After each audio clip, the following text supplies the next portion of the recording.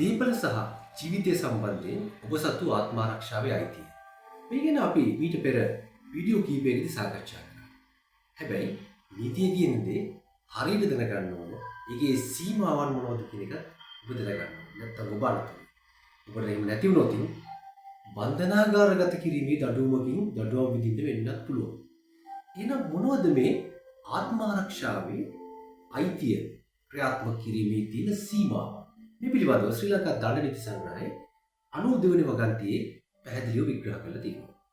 එතකොට ඔබේ ජීවිතය සම්බන්ධයෙන්, දීපල සම්බන්ධයෙන් පවතින ආත්මාරක්ෂාවේ අයිතිය සීමාවන්ට ලක් වෙන්නේ මොන වගේ අවස්ථාවකද? නිල තත්වයෙන් රාජකාරී කටයුත්තක ක්‍රියාත්මක වෙන රාජ්‍ය නිලධාරියෙකුට එරෙහිව අනීතික ලෙස මේ ආත්මාරක්ෂාවේ අයිතිය භාවිත කරන්න පුළුවන්ද? අපි සරල උදාහරණයක් ගනිමු.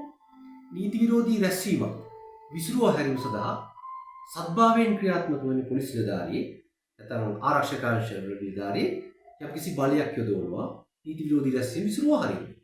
දැන් මේ රැස්වීමේ සාහසික ලෙස හැසිරෙන නීති විරෝධීව කටයුතු කරන පුද්ගලයෙක් අවට තිබෙන ගැඩොල් භාගයක් නැත්නම් පුල්ලක් මූරක් අරගෙන ඒ රාජ්‍ය නිලධාරියාට පහර දීලා ඔහු තුවාල කළා නැත්නම් ඔහු ඝාතනය කළා. ඔහු කියනවා නම් මම මේ ආත්මාරක්ෂාවේ අයිතිය පාවිච්චි කරා කියලා. ඒක විහිළුවට කාරණයක් පමණයි. ඒක නීතිය පිළිගන්නේ නැහැ. එහෙනම් ඔබ වටහා ගත යුතුනවා අනීතික දෙයක් සම්බන්ධයෙන් ඔබට මේ ආත්මාරක්ෂාවේ අයිතිය භාවිතා කිරීමේ හැකියාවක් නැහැ. අපි තවත් උදාහරණයක් ගනිමු. ඔබට යම් ආකාරයකින් අනතුරක් සිද්ධ වෙන්න යනවනම් ඔබේ දේපලට අනතුරක් සිද්ධ වෙන්න යනවනම් මේ මොහොතේ තිබෙන වටපිටාව ගැනත් ඔබට අවබෝධයක් තියෙනවා.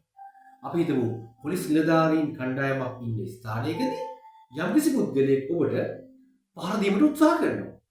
ඔබට ඒ පොලිස් නිලධාරීන් වෙත ගිහිල්ලා පිළිසරණක් ලබා ගන්න පුළුවන් නම් ඒක තමයි ඔබ මුලින්ම ගත යුතු ක්‍රියාමාර්ගය. එවැනි අවස්ථාවක් තියෙද්දී ඔබ නීතිය අතට අරගෙන අර පුද්ගලයාට පහර දීලා ඝාතනය කරන්න ඕ තුවාල කරන්න ඔබ උත්සාහ කළා කියනවා නම් මමගේ ආත්මාරක්ෂාවේ අයිතිය ක්‍රියාත්මක කරා කියලා.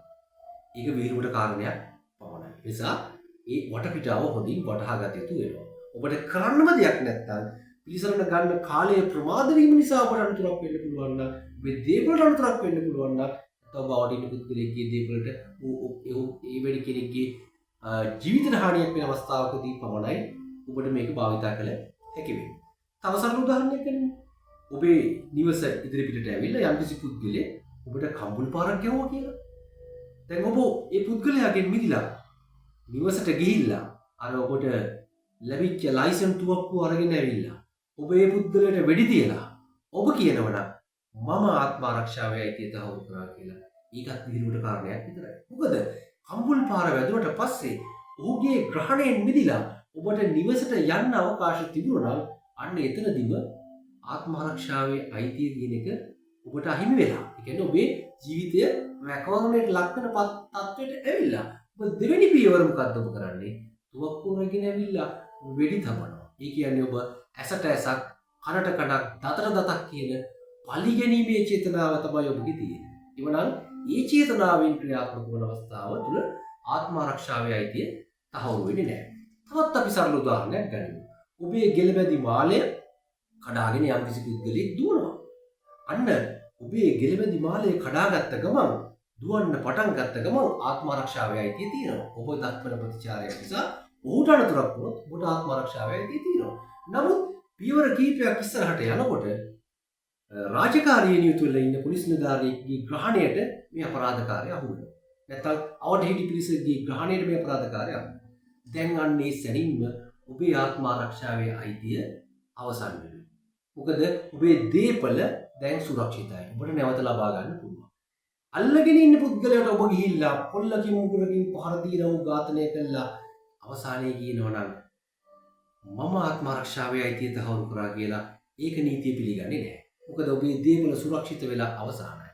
නමුත් පිළිසරණට කවුරුවත් නැත්තම් ප්‍රතිචාරයක් වෙන දක්වන්න වෙන කිසිම දෙයක් නැත්තම් පොලිස් නිලධාරියෙක්ගේ සහාය ගන්න බැරි නම් අන්නේ අවස්ථාවේදී ඔබ ඔහු පසුපස හඹා ගිහිල්ලා පහර දීමක් කළා ඒක බේරගත්තා නම් ඔබේ දේපල ආරක්ෂා කරගත්තා නම් එතනදී ආත්ම ආරක්ෂාවේ අයිතිය තියෙනවා. එවනම් මෙන්න මේ සීමාවන් අපි වටහා ගත යුතුයි. ඒ වගේම සමහර අය තර්කයක් ගොඩ ගන්න පුළුවන් මේක මත්පැන් පානය කළ සාහසික ලෙස හැසිරෙන පුද්ගලයෙක්ට විරුද්ධව ආත්ම ආරක්ෂාවේ අයිතිය යොදවන්න බෑ. නැත්නම් සිහිවි කළ පුද්ගලයෙක්ට විරුද්ධව ආත්ම ආරක්ෂාවේ අයිතිය යොදවන්න බෑ. ඊමත් නැත්නම් නොමේරු පුද්ගලයෙක් දරුවෙක් විරුද්ධව ආත්ම ආරක්ෂාවේ අයිතිය යොදවන්න බෑ කියලා වගේ තර්කයක් ගෙනාවොත් ඒක නම් වැරදි තර්කයක්.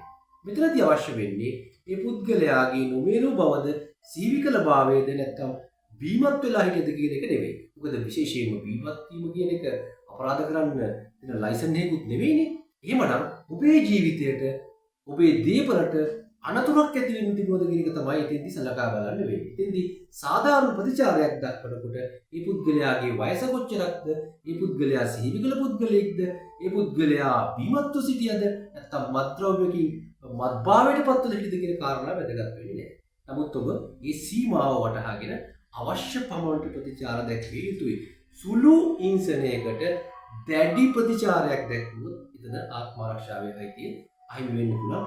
උචිත පමණට ප්‍රතිචාරය දක්වලා ඔබ දක්වන ක්‍රියාවලිය තුළ ඔබ සුරක්ෂිත වෙනවා, නීතිය ඉදිරියේ ඔබ ආරක්ෂිත වෙනවා. මෙන්න මේ වගේ කාරණා, නීතිමය කාරණා තවදුරටත් ඔබට දැනගැනීමට අවශ්‍ය නම් ඔබට පුළුවන් අපේ නීතිය පිහිට YouTube channel එක subscribe කරන්න. බොහොමත් ස්තුතියි. මේ වගේ වීඩියෝකින් නැවතත් හමු වෙනවා.